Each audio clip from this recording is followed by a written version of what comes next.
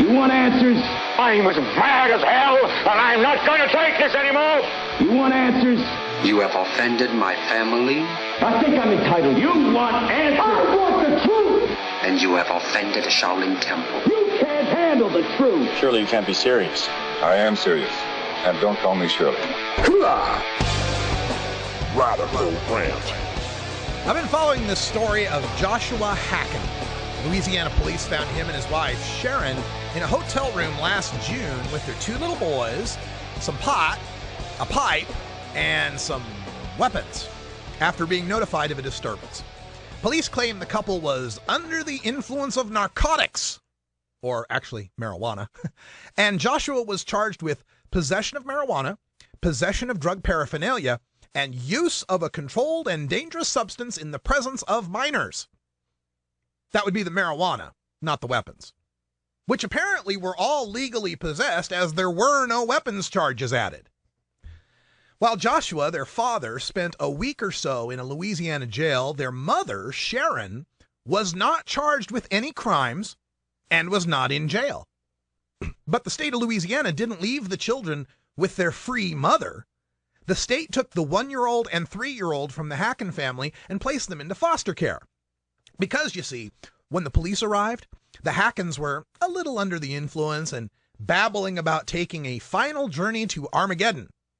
And since there were narcotics and completely legal weapons in the room, well, they must be crazy suiciders and an imminent danger to their kids. What happens next are clearly the actions of a desperate man. Upon release from jail, Joshua takes a gun and finds the foster home where his little boys are kept. He's unable to get into the home and he flees as the foster parents call 911. From that action, a Louisiana judge grants permanent custody of his two children to their grandmother. Fast forward to months later, this week, when Joshua ties up grandma with zip ties and abducts his own kids from her home in Florida. Immediately, the Florida sheriffs are characterizing Joshua as having been arrested in Louisiana at a anti-government rally. The Amber Alert for the kids prominently describes the anti-government dad as armed and dangerous. You know, when I first read anti-government rally, I asked myself, which one? Occupy, Tea Party, or the Republican National Convention? Well, today, we learned that Joshua and Sharon and their two boys and their family dog boarded their sailboat and made it to Cuba. The authorities in Cuba, despite lacking an extradition treaty with the United States, agree to send the Hackens back to the United States, where their children can be placed back with grandma and their parents can miss their kids' entire childhood serving time for kidnapping, burglary with battery, and a host of other charges. We also hear from the Louisiana police that they have no idea what this anti-government rally is. Nobody can seem to figure out how that became part of the narrative. Mike Riggs at Reason.com dug into Joshua's online postings and found him to be somewhat libertarian, a little bit Tea Party, maybe a dash of atheist, but nothing like the rantings of, say, the Unabomber or Bind, Torture, Kill, or hell, even Julian Assange. Look, I'm not here to defend Joshua's actions. Many people lose their kids to Child Protective Services for the flimsiest of reasons, but most of them just grit their teeth, suck it up, and wade through the execrable morass that is civil family law here in America. That foster family didn't deserve to have a gun-toting, angry dad scaring the hell out of them. Grandma surely didn't deserve to be zip-tied in her own home. And those two little boys didn't deserve the dangerous 90-mile sailboat trip in a rough ocean that put them at risk.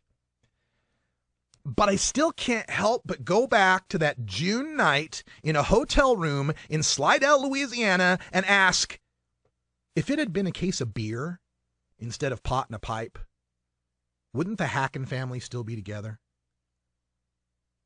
Because if it was beer, what do you charge the dad with? Overzealous apocalyptic babbling while drunk? Hell, we'd have to take half of Portland in for that.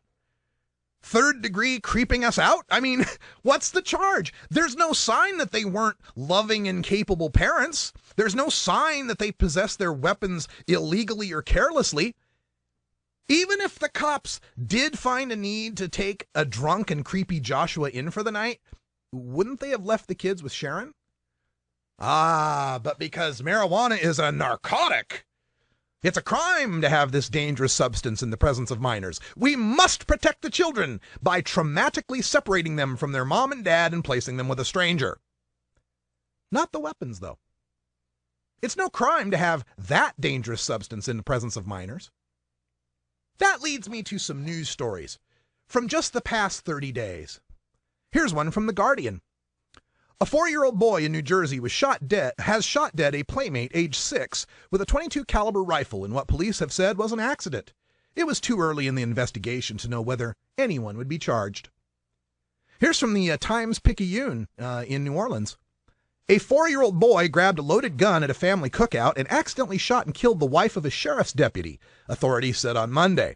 The sheriff would wait for the Bureau of Investigations to complete its investigation before making a decision about what to do with the deputy, but did not anticipate that the shooting would affect his job.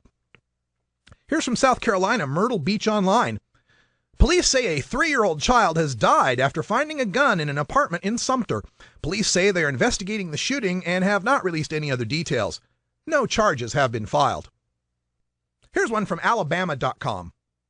The gun grabbed by a Mobile 4-year-old who accidentally and fatally shot himself on Easter Sunday was in plain sight and had no safety mechanism, according to the Mobile County District Attorney Ashley Rich. The District Attorney's Office is working with federal law enforcement officials, including the U.S. Attorney's Office, to determine whether any charges will be filed. Here's one from NBC News. A 10-month-old boy was shot and killed by his father Thursday in an apparent accident in a Nashville, Tennessee hotel, local media reported. Attempts to reach the police department were unsuccessful Friday. WSMV said a police investigation was continuing.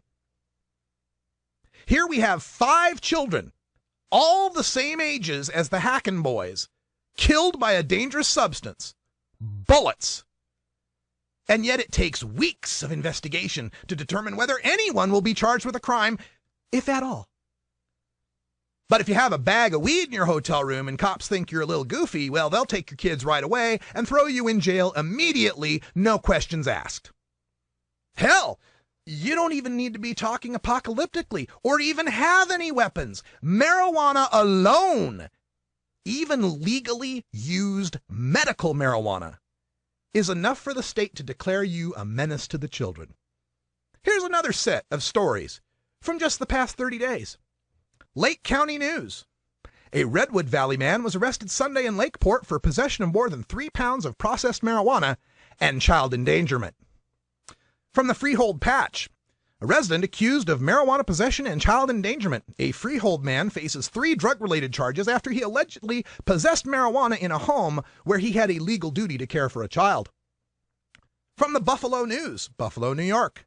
Paul F. Seagrave Jr., age 28, of Kenmore, was on a break from work and went to the Niagara Falls Boulevard motel room to smoke marijuana with a coworker and the babysitter, deputies said. He was charged with child endangerment, possession of marijuana, and criminal possession of a controlled substance. Child Protective Services also was notified, deputies said. Here's from the Reading Record Searchlight. Sangthong Monavong, age 44, and Daniil Vorabout, age 48, were arrested on suspicion of several charges related to marijuana and child endangerment, said deputies with the Trinity County Sheriff's Office. They said they found 95 pounds of processed marijuana, a gun, 4 growing plants, and 165 seedlings. And this from the Daily Chronic. Medical marijuana patient Daisy Bram was arrested on suspicion of cultivating marijuana, possessing it for sale, and child endangerment. The child endangerment charges stemmed from marijuana being found in the home with children present, as well as Daisy's consumption of cannabis while breastfeeding. Her children have been seized once again, as has her 12-year-old personal vehicle, which authorities claimed was purchased with the fruits of crime. You can keep a loaded gun within the reach of your kids, and if they shoot someone dead with it, it's just an accident. But if you keep some marijuana within the reach of your kids and they what? What would they do? Accidentally eat it? Roll it up and smoke it? Steal some and sell it to other school kids? No matter what happens with the pot, nobody is going to die. Yet you will be charged with child endangerment, lose your kids, and go straight to jail. If there is any endangerment to the kids, I mean, if you really want to stretch the definition by supposing that since, well, pot's illegal, and if you have a lot of pot, you could be a target for a violent theft. But then being rich, period, would be child endangerment by that definition. I suppose it's endangerment in the sense that a kid who ate some might have a bad trip, but by that definition, every parent in America better have a locked liquor cabinet, a locked medicine cabinet, and keep a real close eye on the cigarettes. Now, folks, this is just another way marijuana smokers are second-class citizens in America. You can drink all the beer you like, and we'd have to prove you're a bad parent before we take your kids. But smoke any pot at all, and you're a bad parent by definition. You can have all the guns you like, and your kid has to shoot someone before anybody asks about your home gun safety procedures. But smoke any pot at all, and it's assumed you're recklessly setting the stage for your child's future drug addiction.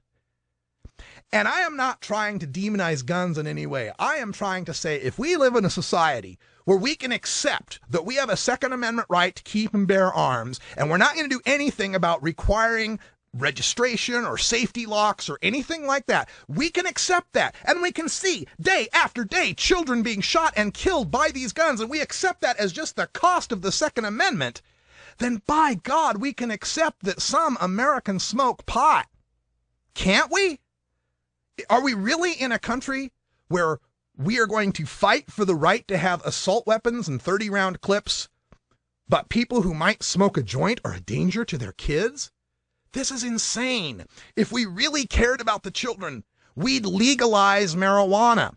We'd take it out of criminal markets. We'd make sure that they were carded.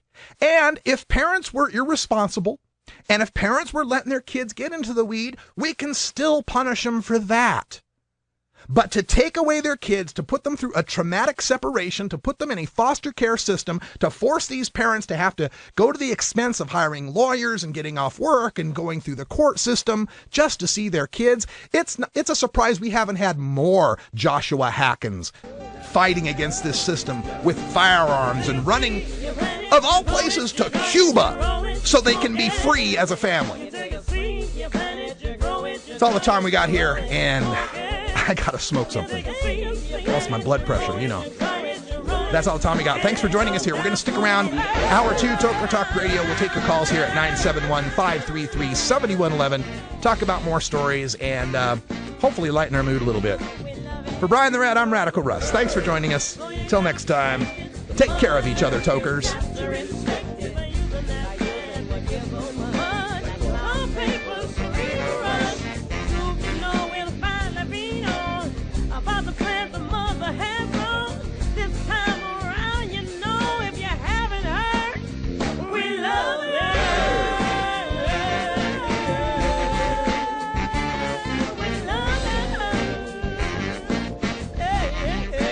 This is the Russ Belville Show.